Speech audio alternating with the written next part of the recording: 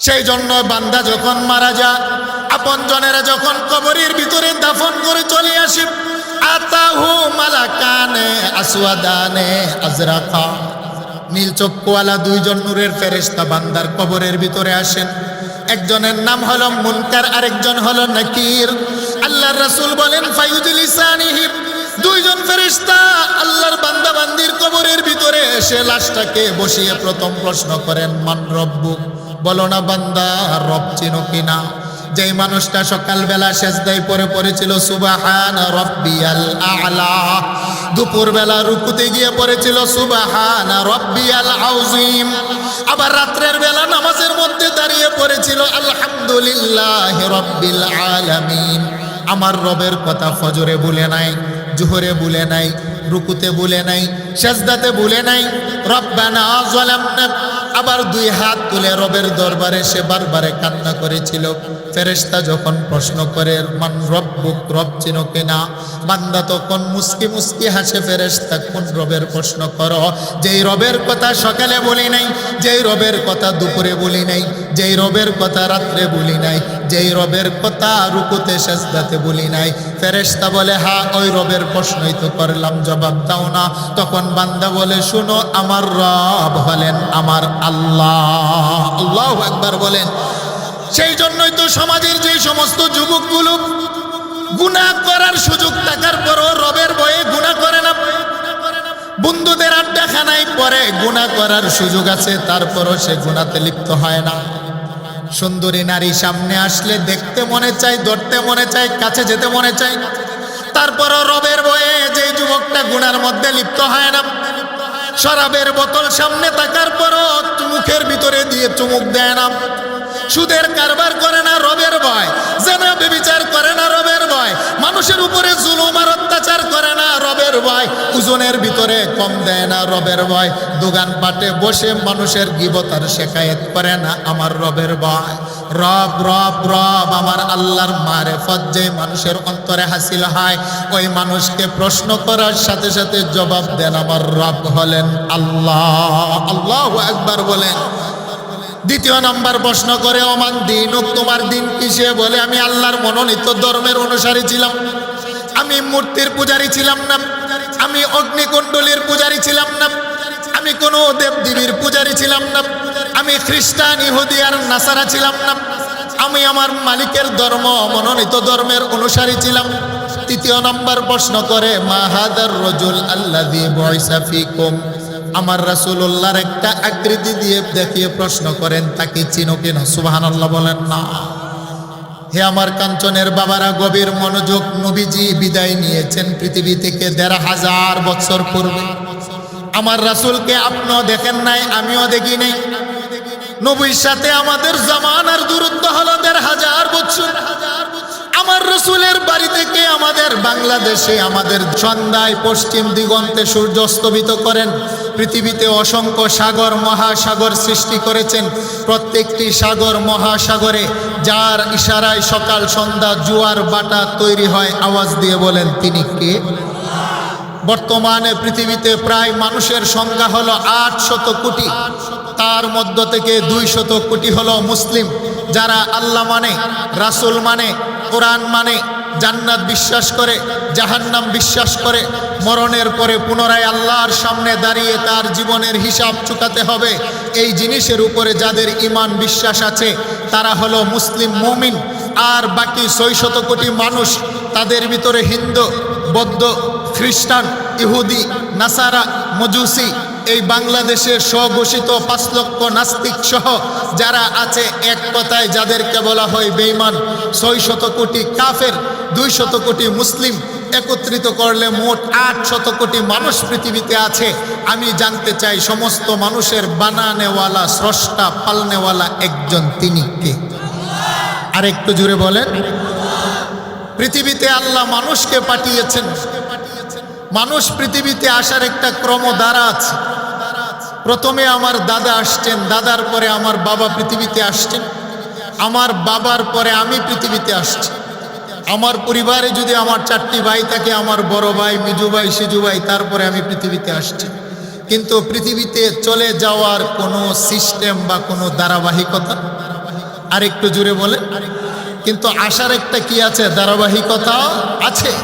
কিন্তু পৃথিবী থেকে যে আমাদেরকে চলে যেতে হবে এটা হলো বাস্তব, চরম বাস্তব। পৃথিবীর ইহুদি, নাসারা, নাস্তিক যারা স্রষ্টাতে বিশ্বাসী নয় তারাও এই কথা মানতে বাধ্য যে মানুষের মরণ হবে, মানুষ মরণশীল। বলেন ঠিক না বেটি? মেলা জমে, আমাদের মাহফিলকে কেন্দ্র করে আমাদের পাশে একটা মেলা জমেছে। প্রধান অতিথি যখন আখেরি মোনাজাত দিয়ে দিবে, বাজার কারণে যারা মেলা বসিয়েছেন তাদের দোকানগুলোকে গুছিয়ে আস্তে আস্তে আপন আপন উদ্দেশ্যে বাড়িতে রওনা দিবে। আমার আরশের মালিক পৃথিবী সাজিয়েছেন, পৃথিবীর হাজারো কোটি মাখলুকাত দিয়ে আমার আল্লাহ একটি মেলা সাজিয়েছেন, আমার মালিকের মায়ার মেলা। আল্লাহ বলেন, বান্দা তোমার যেমনিভাবে নির্ধারিত একটা হায়াত শেষ হলে মরণ হয়, আমার আকাশেরও একটা হায়াত আছে, আমার জমিনেরও একটা হায়াত আছে। তুমি যে দেখো না পাহাড় পর্বত সৃষ্টি করেছি বান্দা, তারও একটা হায়াত আছে। আকাশের যেদিন হায়াত শেষ হয়ে যাবে বান্দা, জমিনের যেদিন হায়াত শেষ হয়ে যাবে, আমি মালিকও আমার দুনিয়া নামক মেলা রাখবো না, সবগুলো ধ্বংস করে দিব। ধ্বংস একজনের হবে না। আওয়াজ দিয়ে বলেন তিনি কে? আর একটু জোরে বলেন। তাহলে পৃথিবীর সকলের মরণ হবে, শুধু মানুষেরই মরণ হবে না। আল্লাহ বলেন 7টি আকাশেরও মরণ হবে, 7টি জমিনেরও মরণ হবে। মরণ মানে ধ্বংস হবে। কুল্লু মান আলাইহা ফান ওয়ায়াবকা ওয়াজহু রাব্বিকা যুল জালালি ওয়াল ইকরাম।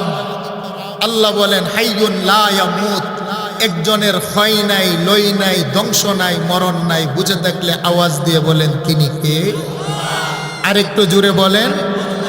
কুল্লু নাফসিন যায়িকাতুল মাউত। আল্লাহ বলেন, বান্দা যেহেতু পৃথিবীতে হায়াত নিয়ে তুমি গিয়েছো, মৃত্যুর পেয়ালা তোমাকে একদিন পান করতেই হবে বান্দা, গ্রহণ করতে হবে। মৃত্যুর হাত থেকে তুমি কেন, যেই মৃত্যুর ফেরেশতা মালাকুল মউত আজরাইল, আল্লাহ বলে সেও বাঁচতে পারে না, তারও মরণ হবে। সিদ্ধান্ত আর ফাইসালাটা কার? আর একটু জোরে বলেন কার? আল্লাহ সুবহানাহু ওয়া তাআলা। তবে আমি আজকে আমার বাড়ি থেকে রওনা দিলে আমার একটা উদ্দেশ্য আছে, আমার গন্তব্য কোথায়। আপনি আমেরিকা যাবেন, আপনার টিকিটের গায়ে লেখা আছে আপনি কোন এয়ারপোর্টে গিয়ে নামবেন, কে আপনাকে রিসিভ করবে, আপনার সব জানা আছে। কিন্তু মানুষ যখন মৃত্যুর বিছানায় শায়িত হয়ে আজরাইলের হাতে ধরা দিয়ে দেয়, বান্দা কোথায় যাবে বান্দা নিজেও জানে না তার গন্তব্য কোথায়। মায়ের পেটে বাচ্চা যখন পৃথিবীতে আসে, বাচ্চা জানে না পৃথিবীতে কিভাবে আসবে, কিন্তু তাকে আগলিয়ে রাখার জন্য মা 10 মাস আগে থেকে তার বিছানা তৈরি করে, তার বালিশ তৈরি করে, তার খাট আর তার দুলনা মা বাবা তৈরি করে। তাকে নিয়ে তার মা পেটে আসা মাত্রই স্বপ্ন বুনে, তাকে কেন্দ্র করে তার দাদা দাদু নানা নানু স্বপ্ন বুনতে আরম্ভ করে। সে পৃথিবীতে আসার পর মায়ের কুল পায়। কিন্তু আমি আর আপনি যখন মৃত্যুর বিছানায় শায়িত হয়ে আল্লাহর ডাকে সাড়া দিয়ে চলে যাব, কোথায় যাব? কে আমাকে সাড়া দিবে? কে আমাকে কুলে উঠাবে? আমার কাতার কোনটা হবে? আমার কবরের অবস্থা কি হবে? পৃথিবীর কোনো মানুষ বলতে পারে? আর একটু জোরে বলেন, বলতে পারে? তবে আল্লাহ পাক ঘোষণা দিয়েছেন, শোনো, যদি পৃথিবীতে তুমি বান্দা নামাজওয়ালা যদি বান্দা তুমি সেজদাওয়ালা হতে পারো, তুমি যদি রমজানের রোজা পেয়ে রোজাদার হতে পারো, বান্দা তুমি যদি মা বাবাকে পেয়ে খেদমত করে আমি মালিকের নৈকট্য অর্জন করতে পারো, বান্দা ঘোষণা দিলাম, তুমি যখন মৃত্যুর বিছানায় শায়িত হবে, আপনজন তোমার চতুর্পাশে বসে কান্না করবে, কিন্তু আরশের 2 জন ফেরেশতা তোমার কানে কানে এসে তোমাকে সান্ত্বনার বাণী শোনাবে। সুবহানাল্লাহ বলেন না? আরেকটু জোরে বলেন না আল্লাহু আকবার। বলেন কথাটা কার? আরেকটু জোরে বলেন কথাটা কার? মৌত কাসিং কুল্লু নাফসিং শারিবুন। আল্লাহ বলেন কুল্লু নাফসিং যায়িকাতুল মাউত। कैसे कैसे खूबसूरत रानिया शहजादिया, कैसे कैसे खूबसूरत रानिया शहजादिया, तन बदन सब गल गई हैं, शक्ल सूरत क्या हुई, इस दुनिया की दोस्ती मिस्ल कागज फूल है, देखने में खुशनमा है बू मगर कुछ भी नहीं। अल्लाहु अकबर। কাগজের ফুল দেখতে বড় সুন্দর, কিন্তু তার কোনো গ্রাম নাই। তদ্রুপ ভাবে বাবা, দুনিয়া দেখতে বড় সুন্দর, দুনিয়ার বাস্তবতা কিছু না। বন্ধু যদি মারা যায়, বন্ধু নতুন করে বন্ধু তালাশ করে। স্বামী যদি যুবক হয়, বিবিকে দাফন করার পরে সে আবার নতুন করে বিবি তালাশ করে। নেতা যদি মারা যায়, সমাজের মানুষ নতুন করে আবার এলান করে নির্বাচন বসা। ইমাম যদি মারা যায়, সমাজের মানুষ নতুন করে আবার ইমামকে নিয়োগ দেয়। পৃথিবীর কোন রাজা মহারাজা যদি ইন্তেকাল করে, সমাজের প্রজারা নতুন করে আবার তাদের রাজা নির্ণয় করে। পৃথিবীর ভিতরে কেউ বাবা থাকে না, সব পৃথিবীর ভিতরে চলমান থাকে, চলমান। আপনি মারা যাওয়ার পরে পৃথিবী থমকে থাকবে না, পৃথিবী চলতে থাকবে। কারণ আপনার পরিবারে যিনি আপনার দাদা ছিলেন, সংসার সাজিয়েছেন, দাদা মারা যাওয়ার পরে সংসারের হাল ধরেছে আপনার বাবা। বাবা মারা যাওয়ার পরে সংসারের হাল ধরলেন আপনি। আপনি মারা যাওয়ার পরে সংসারের মালিকানা যাবে সন্তানের হাতে, ঠিক না বেটি? তাহলে বোঝা গেল পৃথিবী চলমান, পৃথিবী চলতে থাকবে, আমার জন্য থমকে থাকবে না। আর এই পৃথিবী শুধু চলমানই নয়, পৃথিবী বড় গাদ্দারও বটে। পৃথিবীর মানুষগুলো সম্পর্কের ছিন্ন ভিন্ন হয়ে যায়, সম্পর্কের কথা ভুলে যায়। আপনজন মারা যাওয়ার পরে তাদেরকে দাফন করে, চিরজীবনের জন্য সম্পর্ক ছিন্ন করে যখন বাড়িতে চলে আসে, আর কেহ তো আমার কবরের পাশে যায় না, আমাকে জিজ্ঞেসও করে না। এই যে কবরস্থান আছে, আপনি নিজ হাতে বাবাকে দাফন করেছেন। সমাজের কয়টা মানুষ আছে তার বাবা মায়ের কবরের পাশে গিয়ে জিজ্ঞেস করে যে মা বাবা তুমি কেমন আছো, কি হালতে আছো? না না, কেউ তো যায় না, বরঞ্চ মা বাবাকে কবরে দাফন করে বাড়িতে ফিরে সন্তানগুলো মা বাবার সম্পদ সবগুলোকে তারা বাগবাটোয়ারা করে নিজের আয়ত্তে নিয়ে নেয়। মাকেও ভুলে যায়, সন্তানকেও ভুলে যায়, সন্তান মা বাবার কথা ভুলে যায়। পৃথিবীর কেউ কারো জন্য অপেক্ষা করে না, বরঞ্চ পৃথিবী তার আপন গতিতে চলতে আরম্ভ করে। হে বাবা, কবরের ভিতরে আমি একা যাব, আমার মাও যাবে না, বাবাও যাবে না, সম্পদও যাবে না, পৃথিবীর কোনো বন্ধু বান্ধব কেউ যাবে না। আমার সাথে যিনি আমার আপন হবে তিনি হবেন আমার সকালবেলা সেজদা, সুবহানাল্লাহ বলেন। যিনি আমার কবরে বন্ধু হবে তিনি হবে আমার কোরআন তেলাওয়াত। যিনি আমার কবরে সাথী হবে তিনি হবে রমজানের রোজা। যিনি আমার কবরে সাথী হবে তিনি হবেন আমার জিকির। যিনি আমার কবরে আমার সাথী হবে তিনি হবেন আমার আব্বা আম্মার খেদমত। বলেন ঠিক না বেঠিক? সেই জন্য আল্লাহর কোনো বান্দা যখন তার হায়াত শেষ হয়ে যায়, সে যখন সাকরাতের অবস্থার মৃত্যুর বিছানায় শায়িত হয়ে যায়, আমার আল্লাহ মালাকুল মউত আজরাইলকে ডেকে বান্দার কাছে পাঠান। এবার আজরাইল অনুমতি চায়, বান্দা আল্লাহ বলো না তোমার বান্দার দেহ থেকে রূহটা কিভাবে আল্লাহ বের করবে? আল্লাহ বলেন আজরাইল সাবধান, তুমি তোমার আসল আকৃতি ধরে তার কাছে যাবে না। সুন্দর একটা আকৃতি ধরে জান্নাতের 500 নূরের ফেরেশতা নিয়ে আমার বান্দার কাছে যাও। তাফসীরে রূহুল মানির মধ্যে লিখি, সমাজের যে মানুষটা নামাজওয়ালা হয়, রোজাওয়ালা হয়, আল্লাহওয়ালা হয়, নবীওয়ালা হয়, সত্যবাদী হয়, যে মানুষটা নম্রভদ্র হয়, ওই মানুষটার কাছে 500 নূরের ফেরেশতা জান্নাতের রেশমি খুশবুদার কাপড় নিয়ে তার বাড়িতে পৌঁছে যায়। সুবহানাল্লাহ বলেন। তার বাড়ি থেকে আল্লাহ পাকের আকাশ পর্যন্ত ফেরেশতাগুলো সিরিয়ালবদ্ধভাবে তারা দাঁড়িয়ে যায় আহলান সাহলান জানানোর জন্য। আজরাইল আলাইহিস সালাতু ওয়াস সালাম সুন্দর আকৃতি দিয়ে তার সামনে এসে তার দেহের ভিতরে আলতোভাবে হাত রেখে তার দেহ থেকে রূহটাকে বের করেন। আল্লাহ রাসূল বলেন, একটা বাচ্চা মায়ের দুধ পান করতে করতে যেমনি ভাবে বাচ্চাটা ঘুমিয়ে যায়, মা জনম দুঃখিনী টের পায় না। যেই মানুষটা আল্লাহওয়ালা হয়, আল্লাহর সাথে যেই মানুষের বন্ধুত্বটা গভীর হয়, ওই মানুষের দেহ থেকে এমন ভাবে রূহটা বের হয়, ওই বান্দাটাও টের পায় না, আস্তে করে বান্দাটা ঘুমিয়ে যায়। আল্লাহু আকবার। তাতানাজ্জালু আলাইহিমুল মালাইকা আল্লা তাখাফু ওয়া লা তাহজানু ওয়া আবশিরু বিল জান্নাহ। দুইজন ফেরেশতা বান্দার কাদের কাছে এসে বলে, গোলাম শোনো না, তুমি যে পৃথিবীতে সময়টা রেখে যাচ্ছ সেটার জন্য তুমি কোনো টেনশন করবা না। তোমার কবর মিজার ফুলসের হাত সামনের যে গাটিগুলো আছে সেটার জন্য তোমার কোনো চিন্তা নাই। আল্লাহু আকবার বলেন। তুমি সকালবেলা ঠান্ডা পানি দিয়ে উজু করে মালিকের কদমে সেজদায় পড়ে আল্লাহকে সুবহান বলে ডাক দিয়ে দিয়ে তুমি যে জান্নাতের আশায় ইবাদত করেছিলে, প্রচন্ড গরমের মাঝে তোমার কাছে বান্দা পানি পান করার অবস্থা ছিল, খাবার ছিল, দরজা বন্ধ করেও তুমি রোজা ভঙ্গ করো নাই, তুমি দিনের বেলা পানাহার করো নাই, আল্লাহর জন্য দিনের বেলা কষ্ট করে রোজা রেখেছিলে যেই জান্নাতের আশায়। এই যে সুসংবাদ গ্রহণ করো, মৃত্যুবরণ করতে দেরি, মালিকের জান্নাতের মেহমান হতে দেরি হবে না। আল্লাহ, সেই জন্য আল্লাহ বলেন শুনো, পৃথিবীর মানুষের মরণ হবে দুই রকম। ভালো মানুষের মরণও ভিন্ন হয়। পৃথিবীর ভিতরে মানুষ যেমন দুই প্রকার, ভালো মানুষ, মন্দ মানুষ। মানুষের মরণও দুই প্রকার, একটা হলো ভালো মরণ আর একটা হলো মন্দ মরণ। মৃত্যুর পরেও মানুষের রূহটা দুই জায়গায় যায়, একটা হলো ইল্লিয়িন আর একটা সিজ্জিন।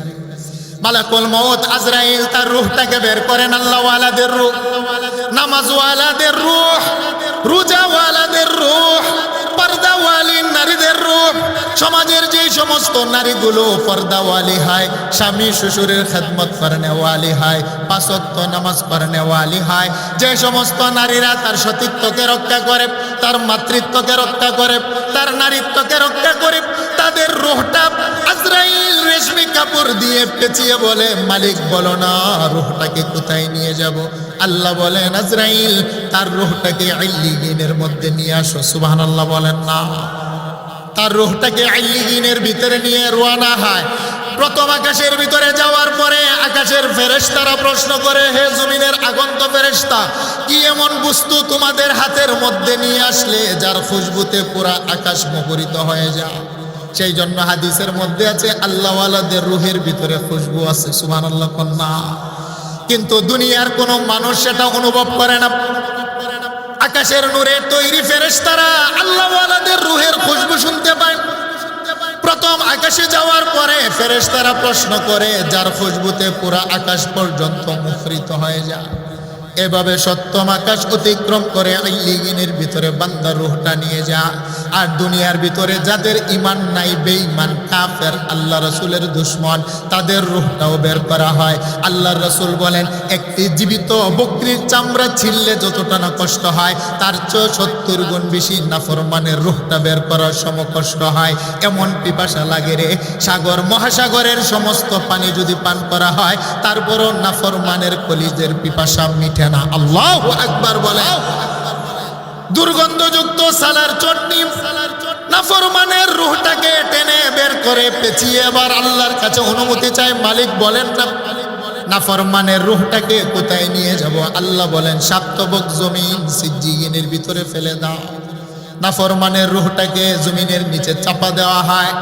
এবার আল্লাহওয়ালা রূহটাকে নিয়ে যখন রওনা হয়, এবার আমার আল্লাহ বান্দাকে উদ্দেশ্য করে ঘোষণা দেইয়া, আইয়াতুহান নাফসুল মুতমাইন্না ইরজিই ইলা রাব্বিকি রাদিয়াতাম মারদিয়া ফাদখুলি ফি ইবাদি ওয়াদখুলি জান্নাতি। আল্লাহু আকবার বলেন। আল্লাহ বলেন, হে প্রশান্ত মন, সকালবেলা নামাজ পড়ে তুমি আমার উপরে খুশি ছিলে। দুপুরবেলা হাজারো ব্যস্ততা ছিল, নামাজ পড়ে তুমি আমার উপরে খুশি ছিলে। রমজানের রোজা রেখে তুমি আমার উপরে সন্তুষ্টি ছিলে।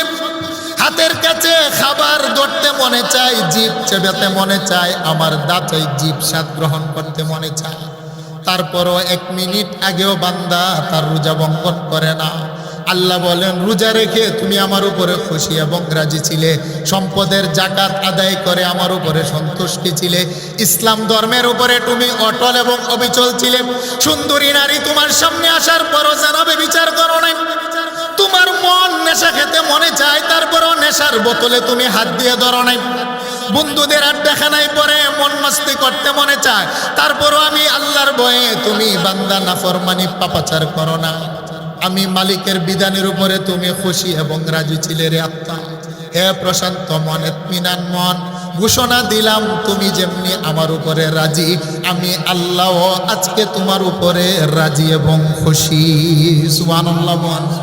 ইয়া আইয়াতুহান নাফসুল মুতমাইন্না ইরজিই ইলা রাব্বিকি রাদিয়াতাম মারদিয়া ফাদখুলি ফি ইবাদি ওয়াদখুলি জান্নাতি। আরে দুনিয়াতে তোমার বন্ধু ছিল বেনামাজি, দুনিয়াতে তুমি যাদের সাথে জীবন যাপন করেছ তারা ছিল শরাব খানেওয়ালা, দুনিয়াতে যারা ছিল তারা ছিল সুদখোর, দুনিয়াতে যারা ছিল তারা ছিল দুষ্ট প্রকৃতির মানুষ। পৃথিবীর ভিতরে তুমি মন্দ মানুষের সাথে তোমার বন্ধুত্ব ছিল।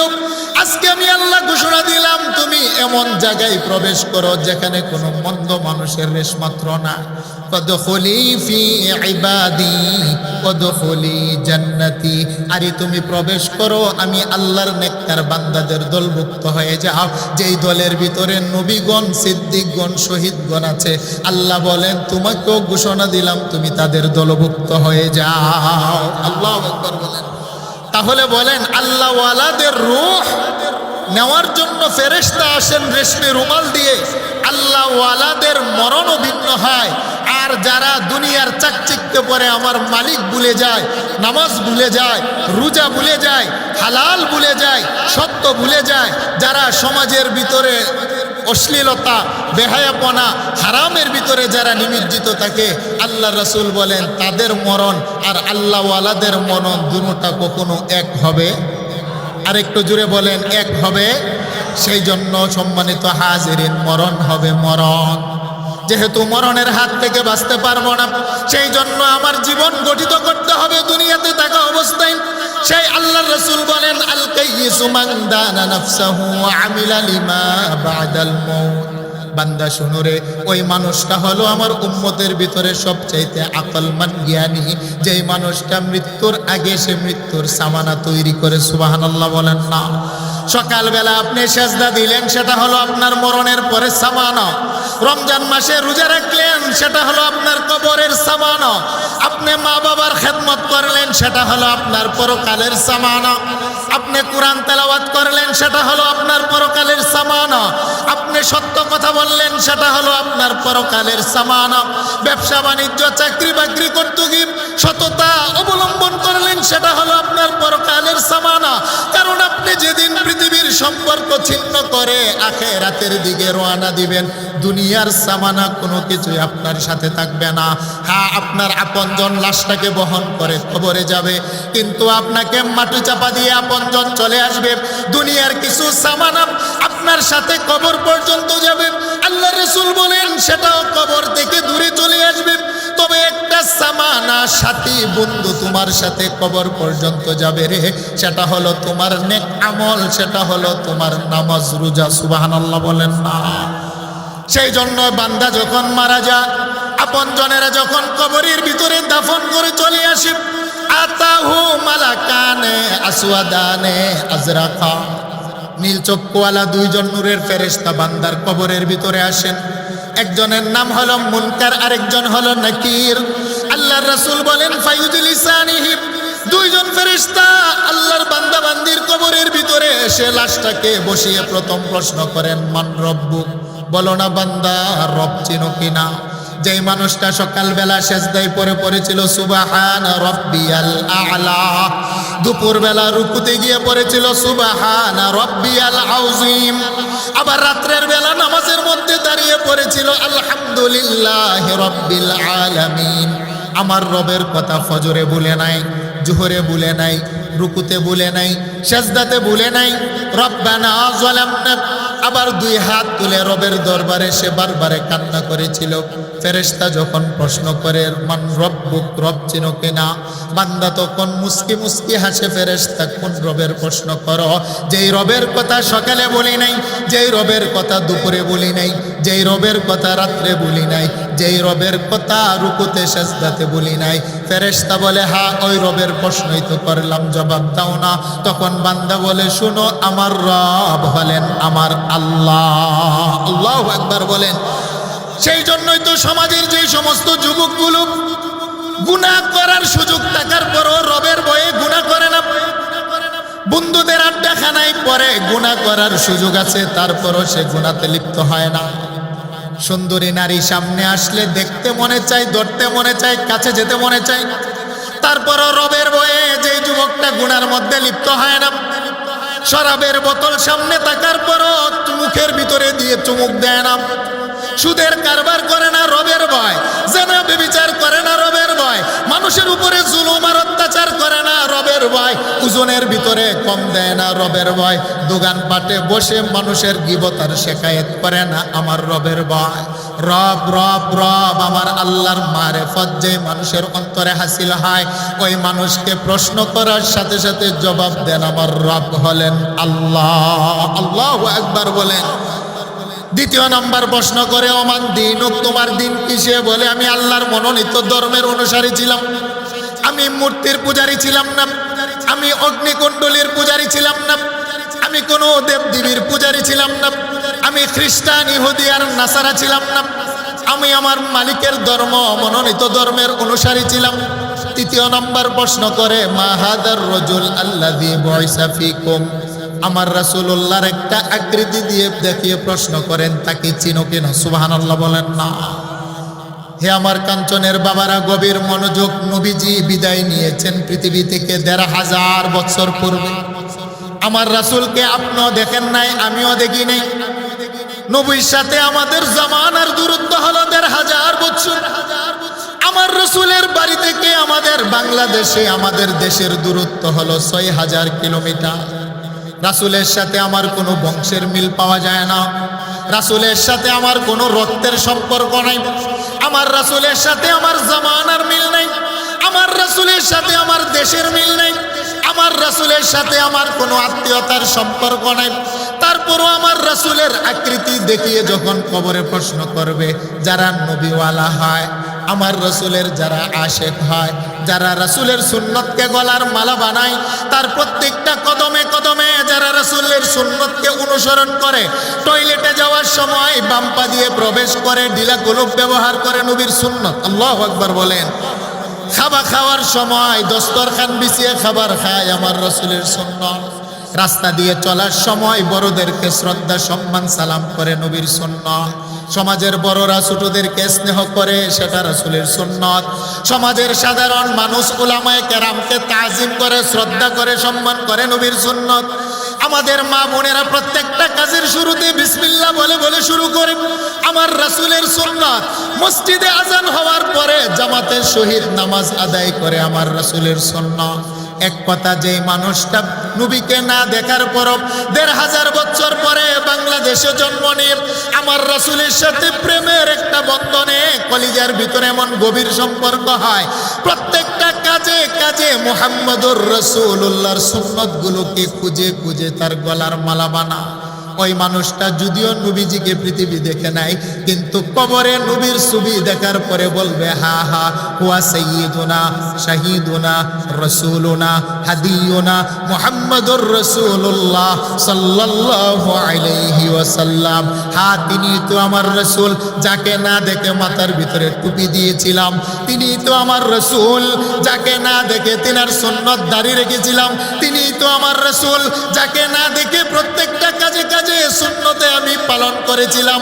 তিনি তো আমার রাসূল, যাকে আমি আমার কলিজার ভিতরে মায়ের চাইতে, বাবার চাইতে, নেতা নেত্রীর চাইতে বেশি ভালোবাসা দিয়ে আগলিয়ে রেখেছিলাম। আর আমার মাকে পৃথিবীর কেহ যদি গালি দেয়, তার সাথে আপোষ করা যায়। আমার বাবাকে কেহ যদি গালি দেয়, তার সাথে মীমাংসা করা যায়। আমার নেতা নেত্রীকে কেহ যদি গালি দেয়, তার সাথে সমাধান করা যায়। রব্বে কাবার কসম, আমার রাসূলকে যদিও দেখি নাই, এই পরিমাণ ভালোবাসি, মহব্বত করি, পৃথিবীর কোন নাস্তিক আর বেঈমান আমার রাসূলের আকাশচুম্বী শান ও রিসালতের মধ্যে যদি একটা ফুলের টোকা দেয়, আমার সমাজের একজন মুসলমান ছাড় দিয়ে আমরা কথা বলি না। বলেন ঠিক না বেটি? দেখা মাত্রই বলবে, হা হা তিনি হলেন আমার রাসূল। এবার আমার আল্লাহ খুশি হয়ে আকাশ থেকে একটা ঘোষণা দেন, ফায়ুনাদি মুনাদিম মিনাস সামা আন সাদাকা আবদি। হে ফেরেশতা, আমার বান্দা সত্যবাদী, সত্য জবাব দিয়েছে। ফাআফরিশুহু মিনাল জান্নাহ, আমার বান্দা বান্দির পিঠের নিচে জান্নাতের গালিচা বিছিয়ে দাও। সুবহানাল্লাহ বলেন না। ওয়া আলবিসুহু মিনাল জান্নাহ, আমার বান্দা বান্দির দেহের ভিতরে জান্নাতের রেশমি কাপড় পরিধান করিয়ে দাও। আফতাহু লাহু বাবান ইলাল জান্নাহ, আমার বান্দা বান্দির কবরটাকে জান্নাতের সাথে সংযুক্ত করে দাও। সেই জন্য যারা দুনিয়াতে নেক আমল করে আপনজন যখন কবর থেকে চলে আসে। আল্লাহর রাসূল বলেন, শোনো রে, তোমার নামাজ নামক বন্ধুটা তোমার কবরে তোমার পাহারাদার হয়। সুবহানাল্লাহ বলেন না? তোমার রোজা নামক বন্ধুটা তোমার কবরে তোমার পাহারাদার হয়। তোমার দান খায়রাত সদকা নামের বন্ধুটা তোমার কবরে পাহারাদার হয়। যারা কোরআন তেলাওয়াত করে, কোরআন দিয়ে তার ব্যক্তি জীবন সাজায়, তার পরিবার সাজায়, সামাজিক জীবনে, রাষ্ট্রীয় জীবনে, আন্তর্জাতিক জীবনে যারা কোরআনের ব্যবস্থা গ্রহণ করে, এই কোরআন নামক বন্ধুটা তার মাথার পাশনে তাকে পাহারা দেয়। সেই জন্য বাবারা, আল্লাহর রাসূল বলেন, আল কাইয়িসু মান দানা নাফসাহু ওয়া আমিলা লিমা বাদাল মাউত। যারা নামাজওয়ালা হয় তারা বড় জ্ঞানী হয়, যারা রোজাদার হয় তারা বড় আকলমান হয়, যারা আম্মা আব্বার খেদমত করেনেওয়ালা হয় তারা পৃথিবীর সবচাইতে বড় জ্ঞানী হয়। কারণ এই সমস্ত ইবাদতের মাধ্যমে বান্দার কবরের ভিতরে আখিরাতের সামানা পাহারাদার তৈরি হয়। সুবহানাল্লাহ বলেন না? আরেকটু জোরে বলেন না? আল্লাহু আকবার। তাহলে আপনজনেরা যখন আমাদেরকে কবরে রেখে চলে আসবে, দুনিয়াতে আমরা যে নেকের কাজ করি, ভালো কাজ করি, এই ভালো কাজগুলো সেদিন দেহ নিয়ে আমার কবরের পাশে আমার সামনে দাঁড়িয়ে যাবে। সুবহানাল্লাহ বলেন না? দুনিয়াতে নেক কাজ দেখা যায় না, কিন্তু মৃত্যুর পরে প্রত্যেকটা নেক কাজ তার দেহ নিয়ে দাঁড়ায়। তাই তিরমিজি শরীফের বর্ণনা আসছে, বান্দা যখন রমজান মাসে রোজা রাখে, আল্লাহ পাক রমজানের রোজাকে একটা দেহ দিবেন এবং তাকে জবান দিবেন। রমজানের রোজা দেহ এবং জবান পাওয়ার পরে রোজাদারের জন্য সুপারিশ করবে। সুবহানাল্লাহ বলেন না? 30 পারা কোরআন, কাগজের কোরআন, সেটার ভিতরে কোনো জবান নাই, দেহ নাই। আল্লাহর রাসূল করেন 30 পারা কোরআনকে আমার আল্লাহ দেহ দিবেন, 30 পারা কোরআনকে আমার আল্লাহ একটা জবান দিবেন। যারা কোরআন তেলাওয়াত করে, কোরআনের বিধিবিধান দিয়ে যারা জীবন পরিচালনা করে, 30 পারা কোরআন ও বান্দার পক্ষে জবান পেয়ে আল্লাহর আদালতে কথা বলবেন। সুবহানাল্লাহ বলেন? আসিয়ামু ওয়াল কুরআনু ইয়াশফাআনি লিল আবদি। আল্লাহ রাসূল বলেন, রমজানের রোজা বান্দার পক্ষে সুপারিশ করবেন, আর বান্দার পক্ষে রমজানের রোজার সুপারিশ আল্লাহ গ্রহণ করে রোজাদার ব্যক্তিকে আল্লাহ মাফ করে দিবেন। সুবহানাল্লাহ বলেন না? হাদিসের মধ্যে পাওয়া যায়, যারা সূরাতুল মুলক তেলাওয়াত করে প্রত্যেকদিন এশারের নামাজের পর, সূরাতুল মুলক আল্লাহ পাক একটি পাখির আকৃতি দিবেন। বান্দাকে যখন দাফন করে আপনজনেরা চলে আসে, সূরাতুল মুলক সেটাও পাখির আকৃতি ধারণ করে বান্দার সিনার উপরে 2টা ডানা মেলে বসে যায়, বান্দাকে পাহারা দেয়। যতক্ষণ পর্যন্ত জান্নাতে না পৌঁছায় ততক্ষণ পর্যন্ত সে বান্দার সিনার উপর থেকে নড়ে না। সুবহানাল্লাহ বলেন না? তাহলে বোঝা গেল ইবাদতের একটা আকৃতি আছে, ইবাদতের একটা জান আছে, কিন্তু দুনিয়াতে আমরা সেটা দেখতে পাই না। সেটা বান্দা যখন মৃত্যুবরণ করে সাথে সাথে কবরে যাওয়ার পরে সেই ইবাদতগুলো বান্দার পাশে দাঁড়িয়ে যায়। তাই আমি জানতে চাই, আমাদের নামাজ লাগবে কি লাগবে না? আরেকটু জোরে বলেন। সামনে রমজান আগত, আমাদের রমজানের রোজা পালন করতে হবে কি হবে না? আমাদের আম্মা আব্বার খেদমত আর সেবার প্রয়োজন আছে না নাই? আল্লাহ বলেন, কুল্লু নাফসিন যায়িকাতুল মাউত। বান্দারে মরণ হবে, মরণ থেকে তুমি পালাতে পারবা না। সেই জন্য আমার যুবক বন্ধুরা, আমাদের যেহেতু মরণ ভর্তি হবে, তাই মরণের পরের সামানে আমাদেরকে তৈরি করতে হবে নামাজের মাধ্যমে। কারণ এই মৃত্যুর মাধ্যমে মানুষ সাগরের মধ্যে নৌকা ডুবে গেলে যেমনি ভাবে 2টা হাত উপরে করে বলে, বাঁচাও বাঁচাও। আল মাইয়িতু ফিল কবরি ইল্লা গারিকুল মুতাগাওয়িস। আল্লাহর রাসূল বলেন, একজন কবরের মানুষ সাগরে ডুবন্ত মানুষের মতো। সাগরের ভিতরে একটা মানুষ যদি ডুবে যায়, সে একটি কুচুরি পেনার ভিতরে, কুচুরি পেনার শিকড়ের মধ্যে ধরে হলো বাঁচার জন্য চেষ্টা করে। তার সামনে দিয়ে যদি কোনো লাশ ভেসে যায়, সাগরে ডুবন্ত মানুষটা লাশটার উপরে হেলান দিয়ে হলো বাঁচার চেষ্টা করে। আল্লাহর রাসূল বলেন, যেই মানুষটা মৃত্যুবরণ করে, সেও তার সন্তানের দিকে তাকিয়ে, বন্ধুর দিকে তাকিয়ে, আপনজনের দিকে তাকিয়ে চিৎকার করে বলতে থাকে, তোমার কাছে সম্পদ চায় না, দুনিয়ার সমস্ত সম্পদ তোমাকে দিয়ে আসলাম, তোমার কাছে আমি একটু সওয়াব চাই রে বান্দা। আসো না আমার কবরের পাশে একটু জিয়ারতে আসো না, আমাকে তুমি কোরআন তেলাওয়াত করে কিছু সওয়াব দাও। আল্লাহর রাসূল বলেন, জীবিত মানুষগুলো মৃত মানুষের জন্য যখন তওবা ইস্তেগফার করে, তার তওবার খাতিরে মৃত মানুষের কবরের আযাবকে আল্লাহ মাফ করে দেন। আরেকটু জোরে বলেন আল্লাহু আকবার। তাহলে বোঝা গেল মৃত মানুষটা হলো সাগরে ডুবন্ত মানুষের মতো হাই হুতাশ করে, কিন্তু সেদিন আপনজন কেউ আপনার পাশে আসবে না, দাঁড়াবে না। যদি দুনিয়াতে আপনি রঙ্গ তামাশায় পড়ে আমার মালিককে ভুলে যান বাবা, সেদিন আপনাকে যে কবরে দাফন করে আসবে আপনজন কেউ আপনার পাশে সেদিন দাঁড়াবে না। কারণ আমার আল্লাহ যেদিন আদালত কায়েম করবেন মৃত্যুর পরে, আল্লাহর রাসূল বলেন দুনিয়ার কোনো বন্ধুও সেদিন তোমার কাজে আসবে না, এমনকি জন্মদাত্রী মা বাবা তোমার পাশে দাঁড়াবে না। তোমার পাশে যিনি দাঁড়াবে তিনি হলো কোরআন। সুবহানাল্লাহ বলেন না? তোমার পাশে যাকে পাবে সেটা হলো তোমার সালাত, তোমার পাশে যেটা পাবে সেটা হলো তোমার সত্য কালাম, তোমার পাশে যেটা পাবে সেটা হলো তোমার দানা খায়রাত, তোমার পাশে যেটা পাবে সেটা হলো তোমার সদকায়ে জারিয়া নেক আমল। ইহশারুন নাসু ইয়াউমাল কিয়ামাতি হুফাতান উরাতান গুরলা। কারণ আমার আল্লাহ মানুষগুলাকে মৃত্যুর পরে যেদিন দাঁড় করাবেন উলঙ্গ করে বস্ত্রবিহীন অবস্থায় দাঁড় করাবেন, মানুষগুলো সেদিন হাই হুতাশ করতে থাকবে। লা তাজুলু কাদামা ইবনে আদম ইয়াউমাল কিয়ামাতি মিন ইনদি রাব্বিহি হাত্তা ইউসআলা আন খামসিন। প্রত্যেকটা মানুষকে আমার আল্লাহ দুইটা পায়ের পাতার উপরে দাঁড় করিয়ে পাঁচটি হিসাব করবেন। সেদিন মানুষের পক্ষে হিসাব মিলানো সম্ভব নয়। আল্লাহ রাসূল বলেন আমার আল্লাহ পাঁচটি হিসাব চাবেন, কিন্তু বান্দা নিজের হিসাব নিজে দিতে হবে, তার হিসাব দুনিয়ার কেউ দিবে না। ওয়ান উমরিহি ফিমা আফনা। আল্লাহ বলবেন বান্দা তুমি তোমার জীবনের হিসাব মিলাও। ওয়ান শাবাবিহি ফিমা আবলা। বান্দারে তুমি তোমার যৌবনের হিসাব মিলাও, তুমি সম্পদ কিভাবে উপার্জন করেছো তোমার হিসাব দাও, উপার্জিত সম্পদ তুমি কিভাবে ব্যয় করেছো বান্দা সেটার হিসাব দাও। আরে বান্দা কতটুক জেনেছো, কতটুক আমল করেছে হিসাব দাও। আল্লাহ রাসূল বলেন মানুষের পক্ষে হিসাব মিলানো সম্ভব হবে না। এবার মানুষগুলো জাহান্নামকে দেখতে পাবে। আমার আল্লাহ 70 গজ শিকল দিয়ে জাহান্নামকে প্রত্যেকটা শিকলের ভিতরে 70,000 ফেরেশতা বেঁধে রাখবে। জাহান্নাম বলবে হাল মিন মাজিদ, হে মালিক আমার বড় খিদা লেগেছে, নাফরমানদেরকে ছেড়ে দাও। এবার নাফরমান জাহান্নামের চিৎকার শুনে বলবে মালিক এই জাহান্নামের ভিতরে আমি সহ্য করতে পারবো না, আমার সন্তানগুলোকে মুক্তিপণ স্বরূপ দিয়ে আমাকে মুক্তি দিয়ে দাও। আল্লাহ বলেন কাল্লা, না না, তোমার পাপের বোঝা তোমার সন্তান বহন করবে না। হে মালিক আমার মা বাবাকে জাহান্নামে মুক্তিপণ স্বরূপ দিয়ে আমাকে মুক্তি দাও। আল্লাহ বলেন কাল্লা, তোমার পাপের বোঝা তোমার মা বাবা বহন করবে না। হে মালিক তাও যদি না হয় আমার সমাজ আমার সোসাইটির মানুষগুলোকে জাহান্নামে দিয়ে আমাকে মুক্তি দাও।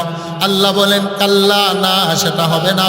এবার নাফরমান বলবে গোটা জগতের মানুষগুলোকে, হাসরের ময়দানের মানুষগুলোকে আমার পক্ষ থেকে মুক্তিপণ স্বরূপ দিয়ে আমাকে মুক্তি দাও। আল্লাহ বলেন কাল্লা সেটাও হবে না। পাপ করেছো তুমি, তোমার পাপের বোঝা তোমাকেই বহন করতে হবে। বলেন ফাইসালাটা কার? আরেকটু জুড়ে বলেন ফাইসালাটা কার?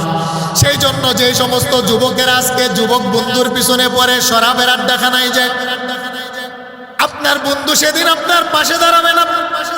যেই সুন্দরী নারীর পিছনে পড়ে জেনা ব্যভিচার করে নিজের পবিত্র দেহটাকে নাপাক করেন, সেদিন আপনার সেই প্রিয়তমা আপনার বান্ধবী আপনার বাপের ভাগ নিবে না।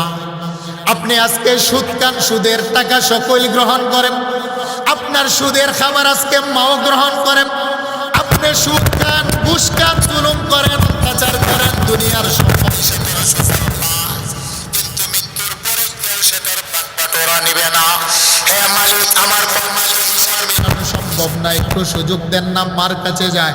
আল্লাহর কোরআন বলে তখন দৌড়িয়ে মার কাছে যাবে। ইয়াউমা ইয়াফিরুল মারউ মিন আখি ফাররা ইয়াফিরু। আল্লাহ বলেন বেগে যাওয়া, পালিয়ে যাওয়া। নাফরমান মার কাছে যাবে, তার মাও সেদিন পালিয়ে যাবে। ভাইয়ের কাছে যাবে, তার ভাই সেদিন পালিয়ে যাবে। বন্ধুর কাছে যাবে, সেদিন বন্ধুও পালাবে। লা ইয়াসআলু হামিমুন হামিমা ইউবাসসারুনাহুম। তার অন্তরঙ্গ বন্ধুর চোখে চোখ পড়বে কিন্তু কোনো প্রশ্ন করবে না। আল্লাহ বলেন সেদিন কেউ তোমার পাশে দাঁড়াবে না, তোমার নিজের হিসাব নিজে আমার সামনে দাঁড়িয়ে দিতে হবে। ওই দিনটা হলো কিয়ামতের ময়দান। তাই বান্দা তোমার দুনিয়ার হায়াতের ভিতরে আমাকে যদি বন্ধু বানাতে পারো বান্দারে তোমার কোনো টেনশন নাই। আর যদি আমার সাথে তোমার সম্পর্কটা ভালো না হয় দুনিয়ার কোনো বন্ধুই সেদিন তোমার পাশে দাঁড়াবে না। বলেন কথাটা কার? আরেকটু জুড়ে বলেন না কথাটা কার? আল্লাহ বলেন আমি আদালত কায়েম করে দুনিয়ার ভালো মানুষ থেকে মন্দ মানুষগুলোকে পৃথক করে ফেলব। আজকে সমাজের নামাজি বেনামাজি মানুষ একই পাতিলের খাবার খায়। আল্লাহ বলেন খেতে পারবে, অনুমতি দিলাম, বান্দা কোনো পৃথক করব না। আজকে যারা রোজদার বেরোজদার একই সমাজে বসবাস, আল্লাহ বলেন বসবাস করতে পারবে, পৃথক করব না। আজকে সমাজের ভিতরে ভালো মানুষ মন্দ মানুষ একই কাতারে বসবাস, আল্লাহ বলেন করতে পারবে, বাধা দিব না। মৃত্যুর পরে আমার আল্লাহ সে একই কাতারে মানুষগুলোকে রাখবেন না। অমতাজুল ইয়াউমা আইয়ুহাল মুজরিমুন, আল্লাহ বলেন আজকের দিনে নামাজি থেকে বেনামাজি পৃথক হয়ে যাও, রোজাদার থেকে বেরোজদার পৃথক হয়ে যাও, সচ্চরিত্র মানুষ থেকে মন্দ মানুষগুলো পৃথক হয়ে যাও। ফারিকুম ফিল জান্নাতি ওয়া ফারিকুম ফিস সাঈর, একটা হবে ডানপন্থী দল তারা জান্নাতি, আরেকটা হবে বামপন্থী তারা জাহান্নামী। বলেন ফাইসালাটা কার? আরেকটু জুড়ে বলেন ফাইসালাটা কার? সেই জন্য সম্মানিত হাজিরিন, দুনিয়াতে ভালো মন্দ মানুষ আমরা একই সমাজে বসবাস করি। আল্লাহ বলেন দুনিয়া দারুল আমল, বান্দা দুনিয়াতে তুমি আমল করো, ভালো মন্দ রেকর্ড হচ্ছে দুনিয়াতে। আমি তোমাদেরকে পৃথক করব না, হিসাব নেব না। একদিন আমি আল্লাহ তোমাদেরকে ভালো থেকে মন্দ, সাদা থেকে কালো, আমি আল্লাহ খারাপ থেকে দুশ্চরিত্র মানুষ থেকে ভদ্র মানুষগুলোকে যেদিন পৃথক করে ফেলবো সেদিন হবে আমি আল্লাহর আদালত, আমার আদালতের বিচার হবে বড় ইনসাফ। বলেন না সুবহানাল্লাহ? আরেকটু জুড়ে বলেন না আল্লাহু আকবার? তাহলে সেই আল্লাহর আদালতে আমাদের প্রত্যেকের হাজিরা দিতে হবে কি হবে না?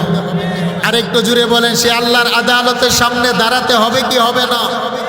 সেই জন্য সম্মানিত হাজিরিন, আমাদের নামাজ লাগবে, আমাদের রোজা লাগবে, আমাদের জিকির লাগবে, আমাদের আম্মা আব্বার খেদমত লাগবে। আমাদের এই যে সামনে রমজান চলে আসছে, এই রমজান মাসের যদি আমরা ইজ্জত এহতেরাম, কোরআনের মাসের যদি আমরা সম্মান করতে পারি, আল্লাহ রসুল বলেন শোনো, তোমার যদিও কষ্ট হয় রমজানের রোজা রাখতে, বান্দারে তোমার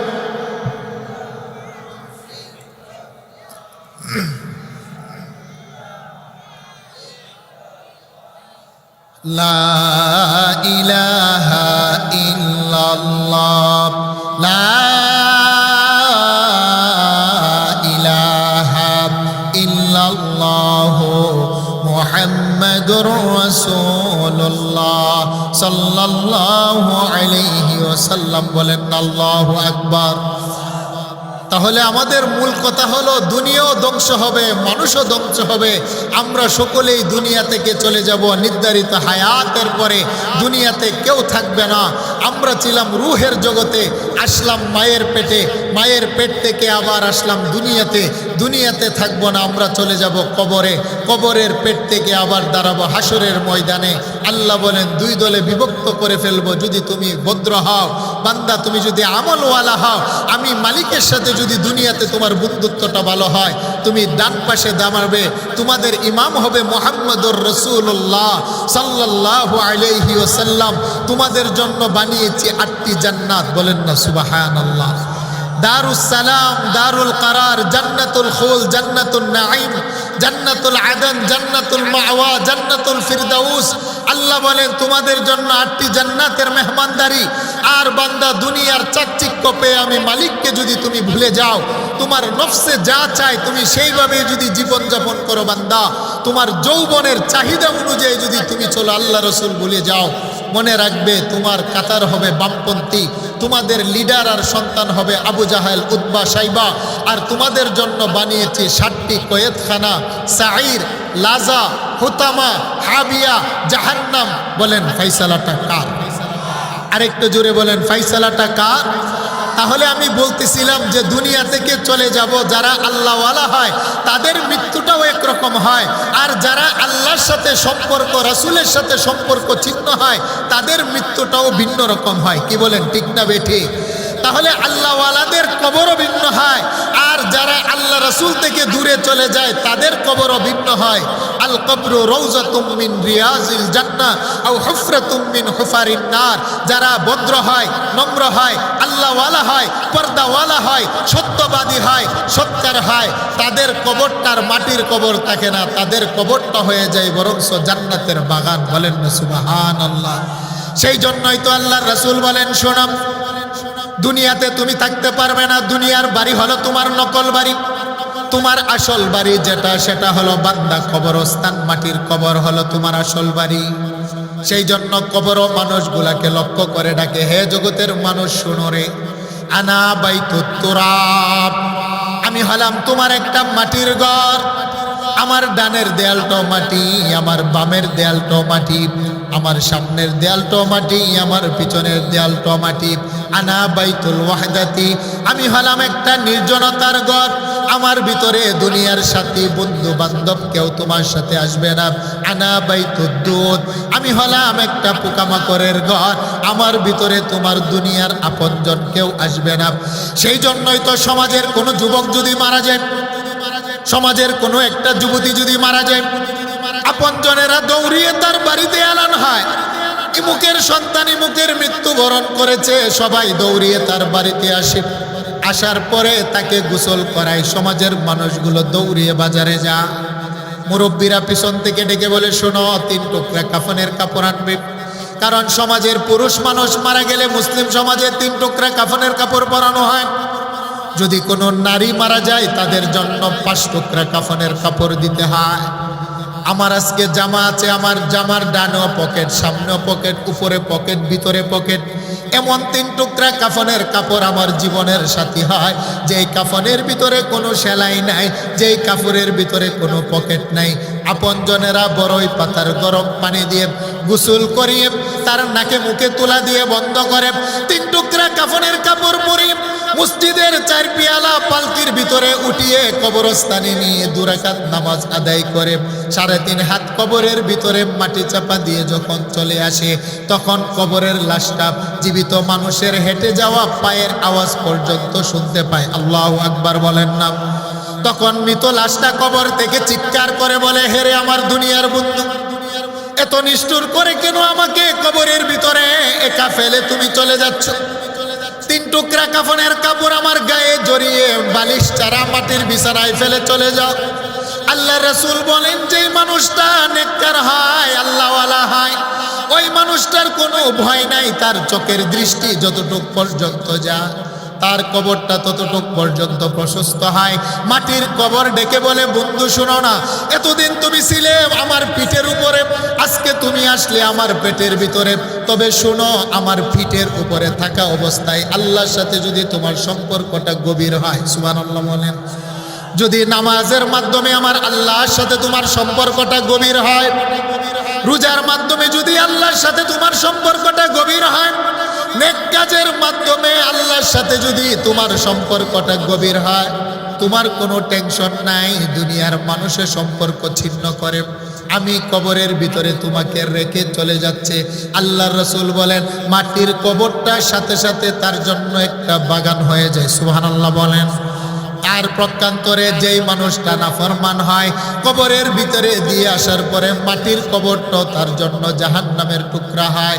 নবী বলেন, শুধু তাই নয়, এক পাজরের হাড় আরেক পাজরের ভিতরে এমন জোরে চাপা দেয়, ডান দিকের হাড়গুলো তার বাম পাশের ভিতরে ঢুকে যায়।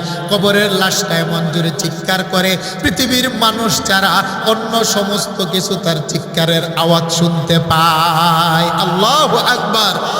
যেই মানুষটা আখের দিন মারা যাবে, কিয়ামতের দিন, আল্লাহ রাসূল বলেন, ওই মানুষটা পর্যন্ত 40,000 বছর তার আপন কবরের ভিতর অবস্থান করবে। যদি মানুষটা আল্লাহওয়ালা হয়, অনন্তকাল তার কবরের ভিতরে তো শান্তিতে ঘুমিয়ে থাকবে। আর যদি মানুষটা নাফরমান হয়, মৃত্যুর শেষ দিন ইসরাইল যেদিন সিংহাতে ফুঁক দিবেন ইসরাফিল, কিয়ামতের মাঠ পর্যন্ত 40,000 বছর তার কবরের ভিতরে শাস্তি পেতে থাকবে, কিন্তু তার চিৎকার পৃথিবীর কোনো মানুষ শুনতে পাবে না। আল্লাহু আকবার বলেন, আরেকটু জোরে বলেন আল্লাহু আকবার। তাহলে আমরা আমাদের কবরের ভিতরে শান্তি চাই কি চাই না? আরেকটু জোরে বলেন, চাই কি চাই না? আল্লাহর আদালতে আরশে আযমের ছায়া চাই কি চায় না? আমার রাসূলের হাতে হাসরের ময়দানে হাউজে কাউসারের পানি চাই কি চায় না? তাহলে আমাদের নামাজ লাগবে কিনা? সততা লাগবে কিনা? সামনে রমজানের রোজা লাগবে কিনা? বড়দেরকে সম্মান, ছোটদেরকে স্নেহ করার প্রয়োজন আছে কিনা? আমাদের ব্যবসা বাণিজ্য চাকরি বাকরির ভিতরে আমাদের সততা নেই, পরায়ণতার প্রয়োজন আছে না নাই?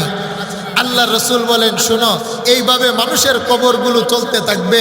যারা কবরের ভিতরে 3 প্রশ্নের জবাব দিবে, দুনিয়াতে যারা নেই আর আমি রসুলের আদর্শকে গ্রহণ করবে, তোমাকে কবরের ভিতরে আল্লাহ পাক রেশমি কাপড় আর জান্নাতের গালিচা দিয়ে এমনভাবে ঘুম পাড়াবে তা নৌমাতিল আরুস। আল্লাহ রসুল বলেন, 25 বছরের একজন যুবক আর 18 বছরের একটা যুবতী বাসর রাত্রে আনন্দ উল্লাস করার পরে শেষ রজনীতে যেমনিভাবে ঘুমাই, সমাজের কেউ ডিস্টার্ব করে না, কবরের ভিতরে যারা 3 প্রশ্নের জবাব দিয়ে দিবে তারা বাসর রাত্রের মতো এমনভাবে ঘুমাবে, আমার আল্লাহ ছাড়া তাদেরকে কেউ আর কবর থেকে জাগাবে না। সুবহানাল্লাহ বলেন না? আরেকটু জুড়ে বলেন আল্লাহু আকবার।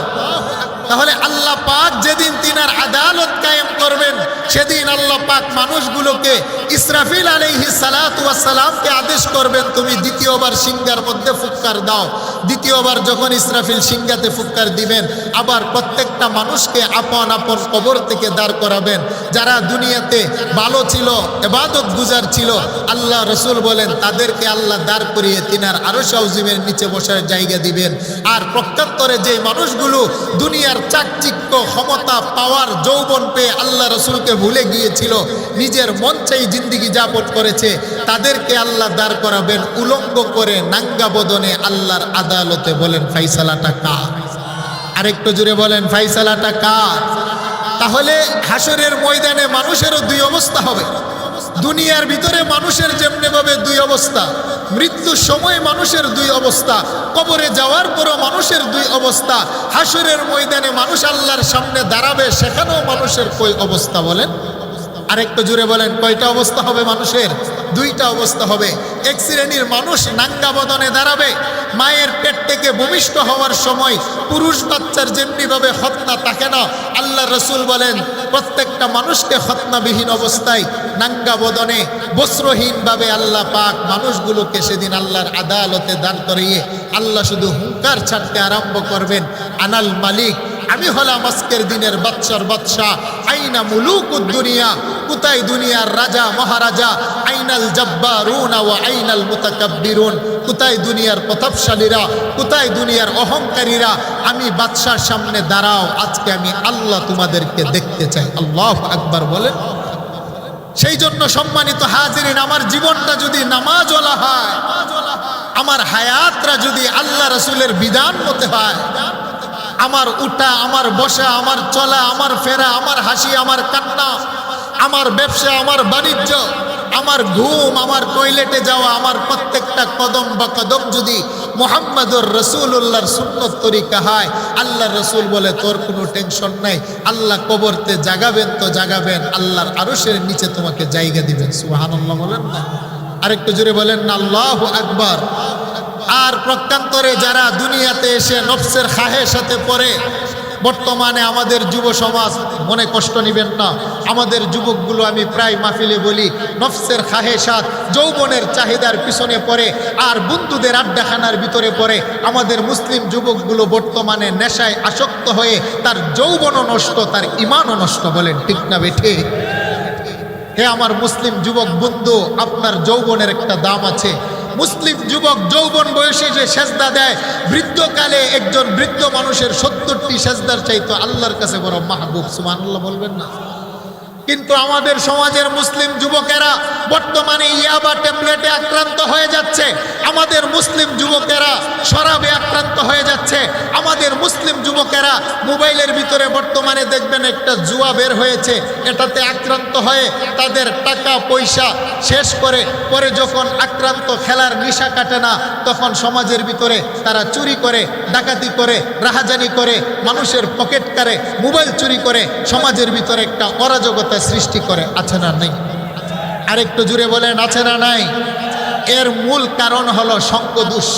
আমরা বন্ধু নির্ণয় করতে ভুল করেছি। আল্লাহ রসুল বলেন তুমি এমন মানুষকে বন্ধু বানাও যাকে দেখলে তোমার আল্লাহর কথা স্মরণ হয়। সুবহানাল্লাহ বলেন না? এমন মানুষকে বন্ধু বানাও যাকে দেখলে মালিকের কথা তোমার স্মরণ হয়। এমন মানুষকে তুমি বন্ধু বানাও যাকে দেখলে তোমার নামাজের দিকে যেতে মনে চায়। এমন মানুষকে তুমি বন্ধু বানাও যে বন্ধু তোমাকে ডেকে আল্লাহর দিকে নিয়ে যায়। আর এমন ছেলেকে তুমি বন্ধু বানাবা না যেই বন্ধুর কারণে তুমি হাসরের ময়দানে আফসোস করবে, হে মালিক আমি তো বুঝি নাই। সেই জন্য যারা প্রকৃত পক্ষে আল্লাহওয়ালা বন্ধু হয়, একজন আল্লাহওয়ালা বন্ধুই পারে একজন দুশ্চরিত্র বন্ধুকে আল্লাহর রাস্তা দেখাতে। বলেন ঠিক না বেঠিক? সেই জন্য আমার সমাজের যুবক বন্ধুরা, আমাদের যৌবনের অনেক দাম আছে, কিন্তু আমাদের যুবকগুলো নেশায় আক্রান্ত হয়ে যাচ্ছে। একটা যুবক যদি নেশাতে আক্রান্ত হয় তার ব্যক্তি জীবন ধ্বংস হয়, যদি নেশাতে আক্রান্ত হয় তার পরিবার ধ্বংস হয়। যে যুবকটা নেশাতে আক্রান্ত হয় তার মাধ্যমে সমাজ ধ্বংস হয়, আর সমাজের যুবক যদি নেশাতে আক্রান্ত হয় তার মাধ্যমে রাষ্ট্র ধ্বংস হয়। বলেন ঠিক না বেঠিক? নেশাগ্রস্ত যুবক হলো সমাজের জন্য বোঝা, নেশাগ্রস্ত যুবকগুলো হলো পরিবারের জন্য বোঝা। নেশাগ্রস্ত যুবকগুলো না আসে সমাজের কাজে, নেশাগ্রস্ত যুবক না আসে তার পরিবারের কাজে। আমরা যখন বাংলাদেশের বিভিন্ন প্রান্তে যাই তখন বৃদ্ধ মা বাবারা আমাদের কাছে এসে কাঁদে, হুজুর কি করব, উপযুক্ত সন্তান কিন্তু নেশাতে আক্রান্ত হয়ে আমার সন্তানগুলো নষ্ট হয়ে যাচ্ছে তার বন্ধুর দোষে। বলেন ঠিক না বেঠিক? আরেকটু জুড়ে বলেন ঠিক না বেঠিক? সেই জন্য এমন ব্যক্তিকে বন্ধু বানাবেন যেই বন্ধু আপনাকে কখনো হাতে নেশার বোতল দিবে না। এমন ব্যক্তিকে বন্ধু বানাবেন যেই বন্ধু কখনো আপনাকে ইয়াবার আসরে ডাকবে না। এমন ব্যক্তিকে আপনি বন্ধু বানাবেন যেই বন্ধু আপনাকে চুরি আর ডাকাতির দিকে আপনাকে আহ্বান করবে না। এমন ছেলেকে আপনি বন্ধু বানাবেন যেই বন্ধু আপনাকে জেনা ব্যভিচারের দিকে নিবে না। এমন ব্যক্তিকে আপনি বন্ধু বানাবেন যেই বন্ধুকে দেখলে আপনার আল্লাহ এবং রাসূলের কথা স্মরণ হয়। বলেন না সুবহানাল্লাহ? সেই জন্য আমাদের যুবক বন্ধুরা, আমাদের জীবন পরিবর্তন করব তো ইনশাআল্লাহ? আরেকটু জোরে বলেন, আমাদের জীবন পরিবর্তন করব তো ইনশাআল্লাহ? তাহলে আমরা কি ইয়াবা ট্যাবলেট খাওয়া যাবে? আরেকটু জোরে বলেন, শরাবের বোতল হাত দিয়ে ধরা যাবে? আরেকটু জোরে বলেন, আমরা তাসের আড্ডাখানায় বসা যাবে? যদি আপনি নম্র হন, ভদ্র হন, আল্লাহ রসুলের বিধান যদি আপনি মানেন। অনেক সময় যুবকেরা বলে, হুজুর তাহলে আমরা কি তসবির দানা নিয়ে মসজিদে বসে থাকবো নাকি? কে বলেছে আপনাকে তসবির দানা নিয়ে মসজিদে বসে থাকবেন? ফজরের নামাজ পড়া যেমনিভাবে ইবাদত, রাস্তায় গিয়ে রিক্সা চালিয়ে টাকা পয়সা ইনকাম করে মা বাবার মুখে এক লুকমা খাবার তুলে দেওয়া সেটাও ইবাদত। সুবহানাল্লাহ বলে? রমজানের রোজা রাখা যেমনিভাবে ইবাদত, আমার যুবক বন্ধু রাস্তায় গিয়ে ভ্যান গাড়ি চালানো, টাকা ইনকাম করা সেটাও ইবাদত। তসবির দানা জপা, সুবহানাল্লাহ আলহামদুলিল্লাহ বলা যেমনিভাবে ইবাদত। আপনি কাজের কামলা শ্রমিক দিতে পারেন, রাস্তায় গিয়ে কোনো মানুষের জমিনের ভিতরে দিন মজুরের কাজ করা সেটাও ইবাদত। আপনি চিল্লাতে যাওয়া, কুরআন তেলাওয়াত করা, তাসবিহ পড়া, দুরূদ পড়া সেটা যেমন ইবাদতের একটা অংশ জুজ, তেমনি ভাবে আপনি ব্যবসা বাণিজ্য করা সেটাও এক প্রকারের ইবাদত। বলেন না সুবহানাল্লাহ? আমাদের যুবকেরা মনে করে, হুজুর তাহলে যৌবন বয়সী কি আমরা শুধু তসবির দানা নিয়ে মসজিদে বসে যাব আপনারা যেভাবে বলেন আমাদেরকে ইবাদত করার জন্য? যুবক বন্ধু, কে বলেছে? তুমি ফজরের নামাজ পড়ে হালাল রিজিকের জন্য তালাশে বের হয়ে যাও। রব্বে কারিম বলে হালাল রিজিক তালাশ করতে গিয়ে যদি তোমার মনের অজান্তে কোনো গুনাহ হয়ে যায়, আবার দুপুর বেলা এসে আমার কদমে হাজিরা দাও, মাঝখানে যে তোমার অপরাধ হয়েছে সেজদা দেওয়ার কারণে অপরাধ মাফ করে দিব। সুবহানাল্লাহ বলেন? আল্লাহ বলেন শুধু মাফি করব না বান্দা, তুমি তোমার জীবন সংসার করতে গিয়ে, চাকরি করতে গিয়ে, ব্যবসা করতে গিয়ে, বাণিজ্য করতে গিয়ে তোমার মনের অজান্তে, তোমার চোখের মাধ্যমে যে সগীরা গুনাহ হয়েছে, তোমার জবানের কথা বলার মাধ্যমে যে বান্দা তোমার সগীরা গুনাহ হয়েছে, তুমি যে নামাজের ভিতরে আসছো আমাকে সেজদা দেওয়ার জন্যে, তুমি যে উজু করেছো, উজুর পানি দিয়ে কুলি করতে দেরি তোমার জবানের সগীরা গুনাহ মাফ করতে দেরি করি না। সুবহানাল্লাহ বলেন? তুমি জীবন সংসার করতে গিয়ে চোখ দিয়ে বেগানা নারীর দিকে দেখিয়ে ফেলেছ, চোখের মধ্যে উজুর পানি লাগতে দেরি আমি মালিক মাফ করতে দেরি করি না। বান্দা তোমার হাতে উজুর পানি লাগতে দেরি, আমি মালিক জীবন সংসার করতে গিয়ে যে সগীরা গুনাহ হয়েছে, উজুর পানি পায়ে লেগেছে, মাথায় লেগেছে, হাতে লেগেছে, আমি আল্লাহ তোমার দেহের সগীরা গুনাহ মাফ করে দিয়েছি। সুবহানাল্লাহ বলেন? এবার রয়ে গেল তোমার কবিরা গুনাহ। আমরা জীবন পরিচালনা করতে গিয়ে অনেক সময় মিথ্যা কথা বলি, কবিরা গুনাহ হয়ে যায়। আমরা অনেক সময় ওজনে কম দেই, সেগুলো গুনাহ হয়ে যায়। আল্লাহ বলেন তুমি আমার দরবারে এসে হাজিরা দাও বান্দা। সকালবেলা হাজিরা দিয়ে তুমি গিয়েছো কর্মস্থলে, তুমি গুনাহ করে ফেলেছো, এখন দুপুরবেলা এসে আমার দরবারে হাজিরা দাও। তুমি বান্দা দাঁড়িয়ে আলহামদুলিল্লাহ পড়েছো, আমি মালিক খুশি হয়েছি। রুকুতে গিয়ে সুবহান রব্বিয়াল আউজিম পড়েছো, আমি মালিক খুশি হয়েছি। সেজদাতে গিয়ে সুবহান রব্বিয়াল আলা পড়েছো, আমি মালিক খুশি হয়েছি। দুরূদ শরীফ পড়েছো, বান্দা আমার রাসূল খুশি হয়েছে। এবার তুমি তোমার অপরাধের কথা স্মরণ করে আল্লাহুম্মা ইন্নী যালামতু নাফসি যুলমান কাসীরা ওয়া লা ইয়াগফিরুয যুনুবা ইল্লা আনতা ফাগফিরলি মাগফিরাতাম মিন ইনদিকা ওয়ারহামনি ইন্নাকা আনতাল গফুরুর রহিম। আল্লাহ বলেন বান্দা নিজের আত্মসমালোচনা করে তুমি যে তোমার গুনার কথা স্মরণ করেছো, সালাম ফিরাতে দেরি, তোমার কবিরা গুনাহ মাফ করে পবিত্র বানাতে দেরি করি না। সুবহানাল্লাহ বলেন। সেই জন্য সম্মানিত হাজিরিন, কে বলেছে পৃথিবীর মা বাবার মুখে এক লোকমা খাবার তুলে দেওয়ার জন্যে আপনি যেই কর্মটাই করবেন হালাল পন্থায়, সেটাও ইবাদত। সুবহানাল্লাহ বলবেন না? আমাদের সন্তানেরা বর্তমানে বিদেশে যায়, মাথার গাম পায়ে ফেলে টাকা উপার্জন করে তার মাকে একটু সুখে রাখার জন্যে, তার বাবার মুখে লুকমা তুলে দেওয়ার জন্যে, তার বিবি সন্তানের মুখে 2 লুকমা খাবার তুলে দেওয়ার জন্যে। আপনার কর্মটা যদি হালাল পন্থা হয়, আল্লাহ রাসূল বলেন তোমার সেটাই হলো ইবাদত। বলেন সুবহানাল্লাহ। সেই জন্য আমার যুবক বন্ধুরা, আমরা সকলেই এই কথার উপরে আমরা ঐক্যমত হতে হবে, বা এই কথা আমরা সকলেই মানি যে দুনিয়াতে চলতে হলে আমাদেরকে হালাল রিজিক অন্বেষণ করতে হবে। দুনিয়াতে চলতে হলে আল্লাহর গোলামি আর আল্লাহর ইবাদতের মাধ্যমে আমাদের জীবন কাটাতে হবে। বলেন ঠিক না বেঠিক? সেই জন্য বুখারী শরীফের মধ্যে হাদিস পাওয়া যায়, আল্লাহ রাসূল বলেন সাবআতু ইউযিল্লুহুমুল্লাহু ফি জিল্লিহি ইয়াওমা লা জিল্লা ইল্লা জিল্লুহু। 7 প্রকারের মানুষকে আমার আল্লাহ তিনার আরশের ছায়া ছাড়া যেদিন ছায়া থাকবে না, দুনিয়ার 7 প্রকারের মানুষকে আমার আল্লাহ ডেকে ডেকে তিনার আরশে আযীমের নিচে ছায়া দিবেন। এর ভিতরে এক প্রকার হলো ওয়াশাবুন নাশা ফি ইবাদাতিল্লাহ, সমাজের ওই সমস্ত যুবক যারা যৌবন বয়সে আল্লাহ পাকের ইবাদত করে। সুবহানাল্লাহ বলেন না? তাহলে আমি বলেছি নামাজ পড়া এটাও ইবাদত, রোজা রাখা এটাও ইবাদত, হালাল পন্থায় ইনকাম করা উপার্জন করা সেটাও ইবাদত। সুবহানাল্লাহ বলেন। আরেকটু জোরে বলেন আল্লাহু আকবার। আমি জানতে চাই যারা রিক্সা চালায় এটা ইবাদত কিনা? আরেকটু জোরে বলেন ইবাদত কিনা? যারা ভ্যান চালায় এটা ইবাদত কিনা? যারা রাস্তায় মাটি কাটে সেটা ইবাদত। আর এই সমাজের মানুষ যারা ছোট হয়, দুর্বল হয়, গরিব হয়, অশিক্ষিত হয়, সমাজের মানুষ মানুষকে হয়তো মূল্যায়ন করে না, হয়তো ছোট নজরে দেখে যে তার কর্মটা ছোট। আল্লাহ রাসূল বলেন না, তুমি তার কর্ম দেখে তাকে বিচার করবে না। দুনিয়ার মানুষ মানুষের কর্ম দেখে বিচার করে, কিন্তু আমার আল্লাহ তো মানুষের কর্ম দেখে বিচার করে না। আল্লাহ পাক বান্দার কলব আর নিয়ত দেখে বিচার করেন। বলেন না সুবহানাল্লাহ। হালাল কর্ম যদি ছোট হয় তারপরে সেটাকে ছোট মনে করতে নেই, কারণ হালাল কর্ম ছোট, সেটার ভিতরে ইবাদত, সেটার ভিতরে বরকত। আর আপনি বিশাল বড় ব্যবসা বাণিজ্য ট্রিলিয়ন আর মিলিয়নের মালিক হয়েছেন, কিন্তু আপনার ইনকাম সোর্স যদি হারাম হয়, আপনার সেটাতে দুনিয়াতে হয়তো সুখ শান্তির সামান কিনতে পারবেন, কিন্তু আল্লাহর আদালতে আপনাকে পাই টু পাই হিসাব দিতে হবে। বলেন ফাইসালাটা কা? আরেকটু জোরে বলেন কা? তাহলে 7 প্রকারের মানুষকে আল্লাহর আরশের নিচে জায়গা দিবেন। এর ভিতরে এক প্রকার হলো যারা যৌবন বয়সে ইবাদত করে। আমি আমার যুবক ভাইদেরকে লক্ষ্য করে বলছি, আরেকটা বর্ণনা হচ্ছে রজুলুন ইমরাআতুন জাতু হাসাবিন ওয়া জামালিন ফাকালা ইন্নী আখাফুল্লাহ। সমাজের যেই সমস্ত যুবকগুলোকে কোনো দণ্ডাট্য বাবার সুন্দরী নারী যদি তার প্রেমের অফার দেয়, হে যুবক বন্ধু, তোমার দেহে যৌবন আছে, আমার দেহ যৌবন আছে, তোমার অন্তরে খাহেসাত আছে, আমার মনের ভিতরে যৌবনের খাহেসাত আছে, আসো না প্রেম নিবেদন করি, সুযোগ আছে, দরজা বন্ধ করে আমরা প্রেম বিনিময় করতে পারি।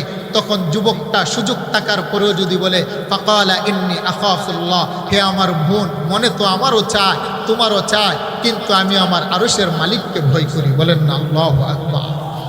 সমাজের কোনো একটা যুবকের প্রস্তাব পেয়ে যদি কোনো নারী তার প্রস্তাবকে প্রত্যাখ্যান করে, সমাজের কোনো নারীর প্রস্তাব পেয়ে যদি কোনো যুবক তার এই অবৈধ প্রস্তাবকে প্রত্যাখ্যান করে, আল্লাহ রাসূল বলেন যদি তোমার আপনজন কেউ তোমার পাশে দাঁড়াবে না, আমার রব্বে কায়নাত হে যুবক তোমাকে ডেকে ডেকে তিনার আরশের নিচে জায়গা করে দিবেন। বলেন না সুবহানাল্লাহ। আরেকটু জোরে বলেন না আল্লাহু আকবার। কিন্তু আমাদের যুবকেরা বর্তমানে অবৈধ রাস্তায় চলে যাচ্ছে। আমাদের যুবকগুলো বর্তমানে তার পবিত্র দেহগুলোকে নষ্ট করছে। এই সমস্ত নারীদের অবৈধ প্রেমের পিছনে পড়ে তার যৌবনের খায়েশাত মেটাতে গিয়ে আমাদের মুসলিম যুবকেরা বর্তমানে তার চরিত্রহীন হয়ে যাচ্ছে। এর পিছনে এক নম্বরের দায়ী যুবক তো অবশ্যই আছে, তার মাতা পিতাও আছে। বলেন ঠিক না বেঠিক? বলে হুজুর মাতা পিতাকে আপনি দুষলেন কেন? ইসলাম বলে সন্তান যদি উপযুক্ত হয় তাহলে তোমার সন্তানকে বিবাহ করিয়ে দাও, তাহলে সন্তানের লজ্জাস্থানও হেফাজত হবে, সন্তানের দৃষ্টিও হেফাজত হবে। কিন্তু মা বাবা সন্তান 20, 22, 25 বছর হয়ে যাওয়ার পরও মা বাবা সন্তানকে বিবাহ করায় না, মনে করে যে বাড়ি করুক, গাড়ি করুক, নিজের পায়ে দাঁড়াক, তারপরে সন্তানকে আমি বিবাহ করাবো। হে আমার বাবা, আপনার সন্তান যে উপযুক্ত হয়েছে, আপনি যে বিবাহ দিচ্ছেন না, যদি যৌবনের কারণে অপাত্রে চলে যায়, আপনি বাবাও সমান পাপে গুনাহগার হবেন। বলেন ঠিক না বেঠিক? আরেকটু জোরে বলেন ঠিক না বেঠিক? ইসলাম বলে ইয়া মাশারাশ শাবাব, হে আমার উম্মতের যুবকেরা, মানিস্তাতাল বা'a, যদি তোমরা স্ত্রীর দেনমোহর আদায় করার মতো সক্ষমতা থাকে, তার অন্ন বস্ত্র বাসস্থান, একটা নারীকে বিবাহ করার পরে তার দেনমোহর দেওয়ার মতো আদায় করার মতো যদি তোমার সক্ষম হয়, তুমি যদি তার অন্ন বস্ত্র বাসস্থান দেওয়ার মতো যদি তোমার সেই পাওয়ার আর সক্ষমতা থাকে, আল্লাহ রসুল বলে তুমি বিবাহ করে নাও। কারণ বিবাহের মাধ্যমে তোমার লজ্জাস্থান হেফাজত হবে, তোমার ঈমানও রক্ষা হবে। বলেন না সুবহানাল্লাহ? সেই জন্য বাবা যারা আছেন, সন্তান যদি উপযুক্ত হয়ে যায় আর যদি আপনার সেই সন্তানের বিবিকে লালন পালন করার মতো যদি সে বালিটি থাকে, তাহলে সন্তানকে বিবাহ করে দিবেন। অন্যথায় আমাদের সন্তানগুলো যদি খারাপ লাইনে চলে যায়, আপনি বাবা হয়েও সেই গুনাহের অধিকারী হবেন। বলেন ঠিক না বেঠিক? আরেকটা কারণে নষ্ট হচ্ছে, সেটা হলো আমাদের সমাজের মা বোনদেরা যারা আছেন, তারা এমনভাবে পোশাক পরিধান করে, আমাদের যুবকের সামনে দিয়ে যখন চলে, আমাদের উঠতি বয়সের যুবকেরা তাদের দিকে তাকিয়ে তাদের শরীরের ভিতরে একটা সুরসুরি তৈরি হয়। আল্লাহ রসুল বলেন, যেই সমস্ত নারীরা শর্ট কাপড় পরিধান করে, যেই সমস্ত নারীরা পাতলা কাপড় পরিধান করে, যেই কাপড়ের ভিতর দিয়ে তার দেহের চামড়া দেখা যায়, যেই সমস্ত নারীরা এমন পোশাক পরিধান করে টাইট ফিট, যেই পোশাকের উপর দিয়ে তার দেহের অঙ্গ প্রত্যঙ্গ বোঝা যায়, এর মাধ্যমে ওই নারীরা এমন একটা অবস্থাতে পৌঁছে যায়, আমি রাসূল বললাম তারা জান্নাতও পাবে না, জান্নাতের ঘ্রাণও পাবে না। বলেন কথাটা কাসিয়াতুন আরিয়াতুন মুমিলাতুন মাইলাতুন। এক শ্রেণীর নারী আছে যারা দেখবেন তারা শর্ট কাপড় পরিধান করে। আল্লাহ রসুল বলেন, সাবধান আমার উম্মতের নারীরা, তোমরা শর্ট কাপড় পরিধান করবে না, যেই কাপড় পরলে মাথা বের হয়ে থাকে, পেট পিঠ দেখা যায়। আমাদের সমাজের অনেক মা বোনেরা দেখবেন এমন টাইট কাপড় পরে, যেই কাপড়ের উপর দিয়ে তার দেহের অঙ্গ প্রত্যঙ্গ বোঝা যায়। তাই আল্লাহ রস্তে যারা স্বামী আছেন, স্ত্রীদেরকে ঢিলাঢালা কাপড় পরিধান করাবেন। যারা পিতা আছেন, আপনার মেয়েদেরকে ঢিলাঢালা কাপড় পরিধান করাবেন। অনেক মা বোনেরা আছে বাজারে ব্যাংকে যায় কিন্তু বুরকা পরে, বুরকার ডানেও চিরা বামেও চিরা, টাইট পিট, এটা দিয়ে আপনার ইসলামী শরীয়তের বুরকা পর্দা আদায় হবে? আরেকটু জুড়ে বলেন আদায় হবে? আপনি বুরকা পরেন পর্দার জন্যে, আপনার যদি বুরকা পরার পরেও যদি আপনার পর্দা লঙ্ঘন হয়, আল্লাহ রাসূল বলেন কাসিয়াতুন আরিয়াতুন মুমিলাতুন মাইলাতুন, যারা এমন টাইট কাপড় পরবে, শর্ট কাপড় পরবে, এমন কাপড় পরবে যেই কাপড় পরিধানের মাধ্যমে পুরুষরা তাদের দিকে আকৃষ্ট হবে, সে নিজে জান্নাতও যাবে না, জান্নাতের খুশবুও পাবে না। সেই জন্য একজন নারী যদি বেপরদার কারণে জাহান্নামে যায়, একজন নারী যদি তার রূপ লাবণ্যতার কারণে জেনা ব্যভিচারে আসক্ত হয়ে জাহান্নামে যায়, আল্লাহর রাসূল বলেন এই নারীর সাথে 4 জন পুরুষও জাহান্নামে যাবে। বলেন কয়জন যাবে? আরেকটু জুড়ে বলেন কয়জন? 1 নম্বর হলো তার বাবা। কারণ একটা নারীর বিবাহের আগে 18 থেকে 20 বছর তার বাবার জিম্মাদারিতে থাকে। মেয়েকে তার বাবা পর্দা শিক্ষা দেয়নি, সেই জন্য তার বাবা 1 নম্বরের আসামি।